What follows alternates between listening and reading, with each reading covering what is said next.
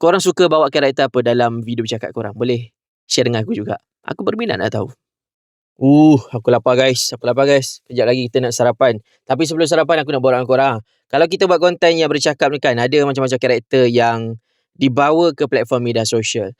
Contohnya ada orang suka bercakap dengan cara leisure, relax dan sebagainya. Ada juga orang yang membawa tersyashul, yang membawa karakter macam apa-apa cakap je mesti berfakta. Apa saja yang keluar daripada mulut dia mesti fakta. Pemberat dia adalah fakta. Lepas tu ada orang pula yang bercakap dengan cara suka buat lawak.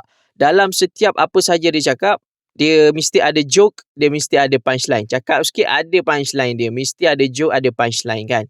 Dan macam-macam lagi. Janji. Dan ada juga orang yang membawa satu karakter. Bukan satu karakter, dia bawa multiple karakter. Kita santai-santai je lah. Aku membawa karakter santai gini.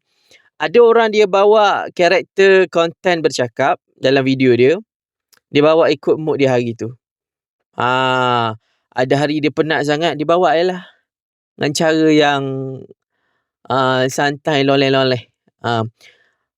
Assalamualaikum guys. Hari ni saya nak share pasal ni. Lebih kurang lah kan. Lepas tu ada orang yang suka bawa karakter. Ada orang dia macam mana? Hari tu mood dia macam hyper. So dia bawa karakter hyper.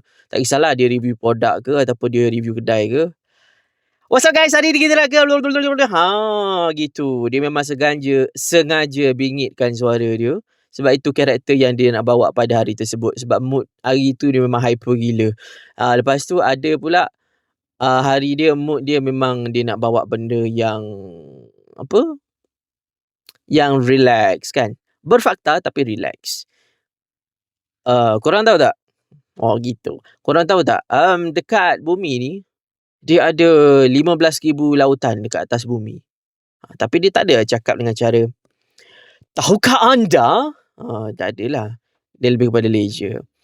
So apa lagi karakter konten bercakap yang kita boleh tengok dekat platform media sosial ni, korang boleh kongsikan dekat ruangan komen dekat bawah.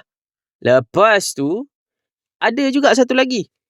Kalau buat video bercakap je mesti ada mic handle macam ni.